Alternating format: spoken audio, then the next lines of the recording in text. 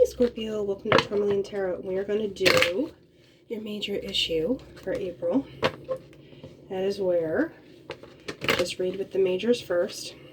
Just saying the devil keeps doesn't want to go in.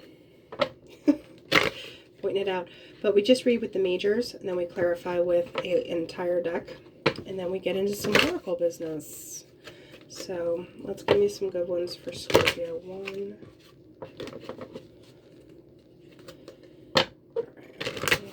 That's better. 2 and 3. Okay. So in general, you're working with the High Priestess. In relationships, you're working with the Empress, okay? And in career finances, we're working with the Fool. So this is looking pretty hot to trot there, Scorpio. Now here's for your challenges. In general, yeah. Temptation / devil. Relationships is strength. And the Fool, which is your finances, is working with the Emperor as the challenge. Okay, so we're going to read this without digging in too far, without clarifying. In general, you have the High Priestess. There's some kind of inner knowing. You get it. You understand it. But at the same time, you are trying to not let old stuff, old patterns, old behaviors, things that might have been detrimental. This could be anywhere from eating too much to dealing with people you know are not good, or, anything that you feel stuck to, things that are hard to quit. Overall, time to get going. But there's that little like ting, ting, ting. Hello, Scorpio. And you're like, do you mind? In relationships, you have the Empress. You have this expansive, growing energy, which is pretty baller. And then you have strength as the challenge, okay? So if you have this expansive energy, it's like, I love you, man. Like, I love everybody. I love everything. The challenge is like, not giving to things, potentially.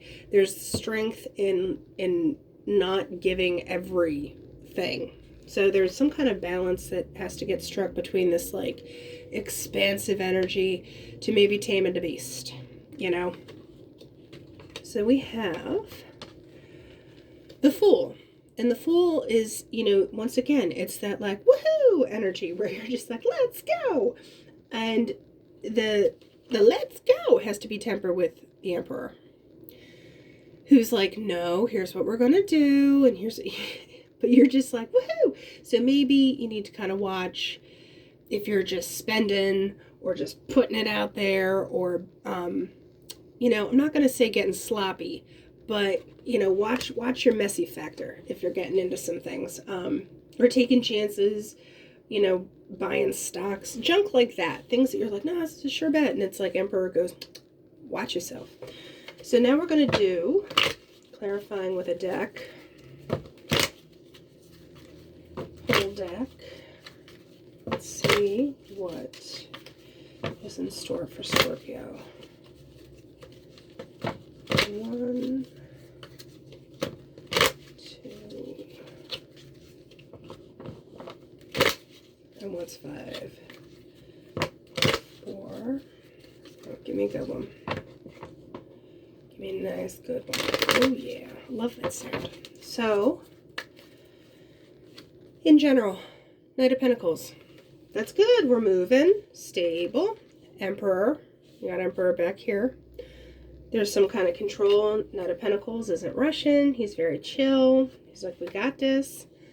Page of Cups. So you're taking this control energy and you're kind of like, here. Here you go. But it's a kind of a cautious thing. You're not just like, boo-boo. We have the Moon.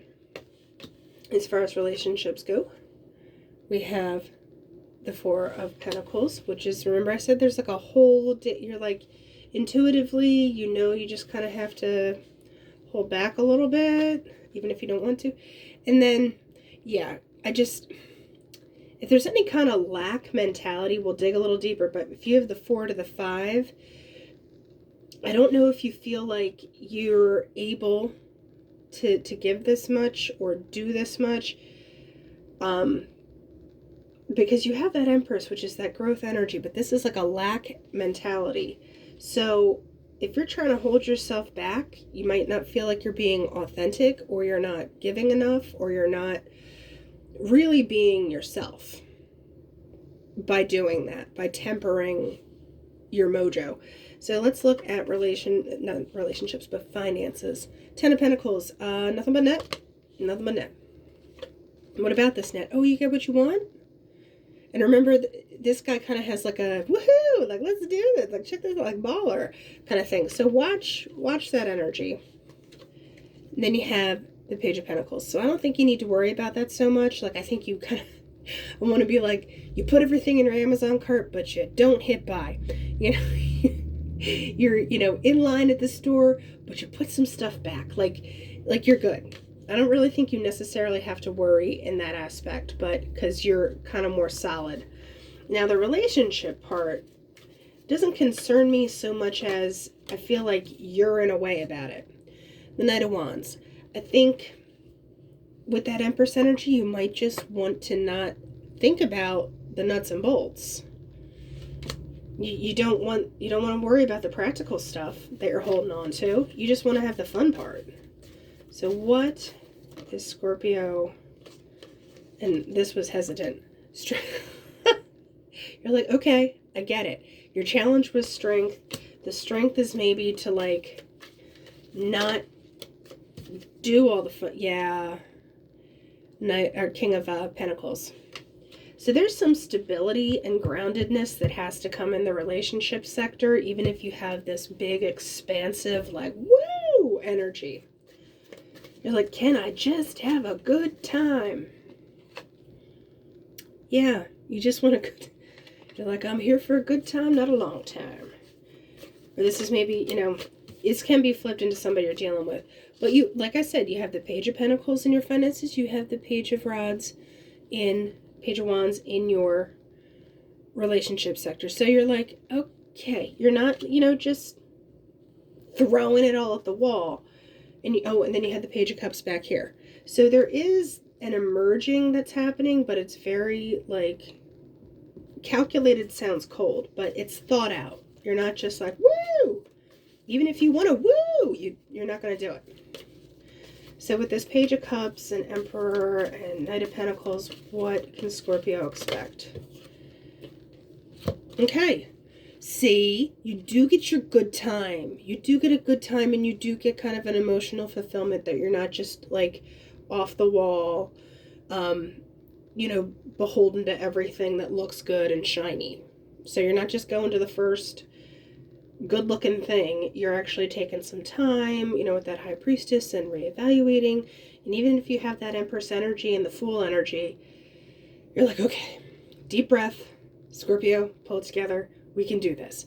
And you do get to have fun. Like, it does pay off. It's not just like an exercise in futility. All right, give me one more. I don't think you believe me. So there's 3 of Cups, Queen of Wands.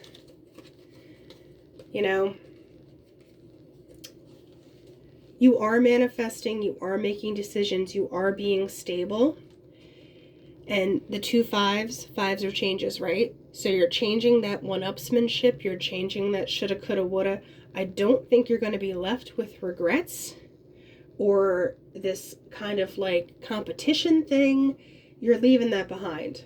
So get out of this thing. That's what's changing. Any kind of like, boom, shouldering in is what I got. Like, how you have to like throw your shoulder into a door to get it open.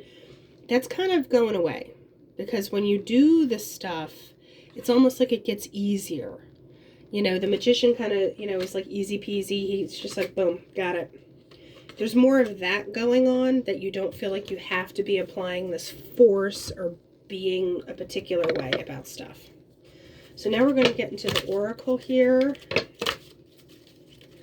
See what it has to say. 1, 2, 1's 5, 4, 5. Oh, I was writing 6, 7. There we go. 7 sounds good, right? Star. in general. Getting what you want. I feel like you think that there's blockages or obstacles to getting what you want. But communication, it's going to start opening up. We'll clarify that a little bit. But I feel like you've been blocked. And now it's like finally flowing again. And you're not quite sure. There's the snake in relationships. There's the clover. And there's the dog. So I think, like I said, there's that transformation aspect going from the snake. The clover is luck, short-term Wheel of Fortune for me. So you're going from this like defensive thing into a more loyal, friendship, stable spot. So there's that evolution to being defensive into like being open. Or this is somebody else who might have been in competition, or there was like a little jealousy going on there. That's kind of fading away, and you're kind of coming to a common ground. So get that brass ring, get the bag. This is also, you know, cycles starting again. This is destiny, the lilies. That's kind of fate. You know, this is my long-term Wheel of Fortune kind of situation. And you're just watching it. Like, you're just kind of watching this stuff evolve. And I am going to clarify on this. So what is Scorpio watching throw down? You're just watching. You're smart. Foxes know how to hunt. They know how to get it going on. Like I said, you might not 100% trust all this stuff, but it's almost like, boom. You never know where lightning is going to strike. But when it does, it's strong. Now, talking about relationships, what is this switch that happens? There's just like a knowledge, or, you know, how it's like, I'm an open book. I know that's a really trite saying, but I think there's more of that openness of the Empress energy. So what is this book about? Tell me, just give me one on what the book is about for Scorpio. Or two. So these two came out like this way. My throat's going again. We have the track, and then we have the metal. So there's something on track. There's something that is recognized that is the right way to go about things. Because you don't want a train to derail. That would be pretty bad, right? And then it involves kind of everything. The garden and the house. The garden is social situations, and this is your home and stability. It's like you're finally getting the full picture of exactly what it is. So like I said, the open book. Everything's jiving, even if other people aren't 100% on board yet. So what is this star and block that Scorpio feels like they're coming up against? So there's only a guy and a girl in this deck, so this could be you or just someone that you're dealing with. You know, it doesn't have to be male or female. Pardon moi. But we have the Cupid, and he's stabby, right? Like, I'm hugging you, but I'm hitting you. You have this, you know, it's still bleeding, but there's fire and passion involved to it. And then there's the guy. If anything, I think that this is involving that temptation aspect where you're just like, I know it doesn't, it's like, but the fire's there. There's like something that's a draw, like a little moth to flamey. This could be your obstacle that you're trying to get over. Scorpio, give me, what is this mountain that Scorpio has to overcome? What's the obstacle that Scorpio's getting over? Yeah, you need, so fish is emotions and everything in that aspect, but there's the children and the stork. So children could be involved, but if we're just talking in general, children are a beginning. There's like an innocence. Ooh, listen to me, I can't even get the word out. Innocence to them that is, it's young, you know, if that makes sense. There's like, they haven't seen enough to give them a bad taste in their mouth for anything, you know, because there's that innocence factor. The stork migrates to what's better for them and gets kind of a new start every time it kind of moves on from something. Or storks literally bring babies. I'm not saying you're having an actual child, but there's that new beginning, and it's being brought, and you have to be emotionally there for it and not fall back into old stuff. So actually, I'm going to give one more on the lightning stuff here.